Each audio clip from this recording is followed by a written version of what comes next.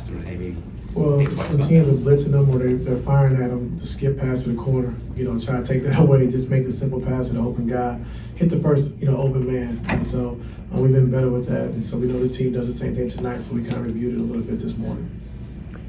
Ty, how well did you know Marcus Morris when he got to LA, and how has he kind of made a veteran role for himself on the team since he's I've known him arrived? for a while, him and Keith, and he's been great, a leader in our locker room, trying to get all the young guys to understand what it takes to be a professional, on and off the court, and he's been great for us, just a voice in the locker room. And so, like I said, he's been doing a good job this year, just, being a spot-up shooter, saying he doesn't want a lot of post-ups. He had enough of that last year, with our guys out, and so he got tired of the double teams and all the attention he was drawing. So getting back to his normal position of just being able to play off PG and Kawhi has been great for him. And Joe's not coaching tonight, but one thing he's made part of his coaching philosophy this year is not calling a lot of timeouts. I don't know your thoughts on timeouts, but what's kind of the value of them at this level? The value of what? A timeout. Oh, it just depends on how the flow of the game is. I think it depends if you have a veteran team or not. A lot of things go into it. If you're at home or if you're on the road, if your team's not getting good shots at the time, and so a lot of factors go into calling a timeout, and so it can go either way. This last game when you played him earlier this month, you said that kind of the one critique you had was that when you guys got out big, you didn't run through the game like you wanted, and let them set their defense, and offense got stagnant. In all of your games this year, when big leads you have kind of goes away, whittles away, is a slower pace kind of the through line for all that? Your offense slowing down, allowing defense to set themselves. Is that kind of the common link? I don't know. I don't know. It depends. Like, it could be lineups. It could be, a lot of different things. Shot selection. It could be turnovers. But when you get up, like I said, you can't just hold the basketball and just, walk the ball up when you get stops. You still got to play through the game and try to get easy baskets. And then if you don't have it, get it back out and run your offense. And so in that last game against Boston, no, we didn't do that. We got stops, but we didn't continue to, play through the game, try to get out early and get some transition baskets. We kind of just walked it up, and they kind of got into us physically and switched 1 through 5, and it kind of made it tough for us. David was just saying that the game that they lost to you was the first time that they've lost all 4 quarters. I think that was the first time this year you guys have won all 4 quarters. Their team has taken lessons from you guys about consistency, especially for the stars, like showing up every single night.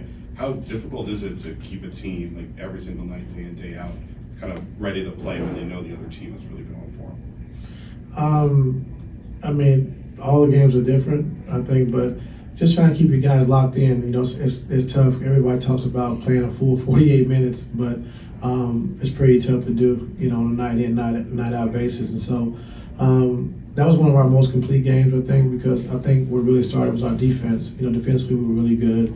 I was able to do some things with Lil J and Brown, and just kind of, keep those guys, thinking that we're going to come and double team, we're going to blitz, and we're going to fire, and just try to keep those guys off balance because we know they're a tough duo. And so you can't give a great player a steady diet of the same thing, so we just try to mix it up and keep them all balanced. And I thought we did a good job with that with our defense, which, allowed our offense to kind of get going. So you know David very well? Yes, I know him. Is it exciting for him to be getting this opportunity? Yeah, very excited. We were just talking about it in the locker room, and it's tough to see Joe out, but somebody like, Damon who deserves a head coaching job in this league, and he's been around for a while, and so just seeing what he having a chance to do against Houston the other night, and then now coaching again tonight, it's just good to see, and so hopefully he can continue to keep getting this experience and he gets an opportunity soon. Ty, what did you take from your experience here under Doc? You recently retired, knew a lot of the guys, and now you're kind of, a decade later. What did you take away from that? It was a great experience. I think, first just Danny Ainge, giving my first opportunity, and they kind of made up a role for me when I first came in, and him and Doc talked about it, just giving me a chance to see if I wanted to coach. And so the first year just kind of a fill out year for me to see if I liked it, if I wanted to do it. And then after that, I kind of took a liking to it, and just, being able to study under Doc and just how he dealt with the media, ATOs, how he dealt with the big three of, holding those 3 guys accountable, every single night. and then everybody else would fall in line, and just see how he dealt with all the things that came with it. And then Danny was great for me too, because I always just go to his office and pick his brain and talk to him about different things. And so this always be a place in my heart, because like I said, it was my first opportunity to coach. I was here for 4 years, and we had a lot of great runs. Besides helping Tibbs that first year, what'd you do the most? What'd you do the most that year? Well, Tibbs helped me, but just learned a lot from Tibbs, just defensively, the hard work, coming in at 5:30 in the morning, and sometimes I probably just went to sleep, but coming in at 5:30 in the morning with Tibbs and just going over all the different defensive schemes and how he did it, how he prepared.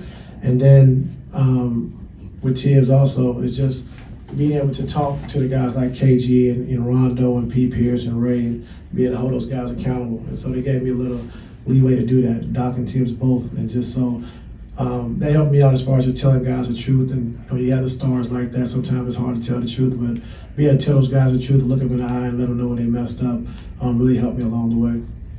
I don't think I've ever heard a coach call JT Lil J. Little J. So Lil J, you've known him for a long time, obviously. He's got a lot of praise for his maturity and really assuming leadership with this team.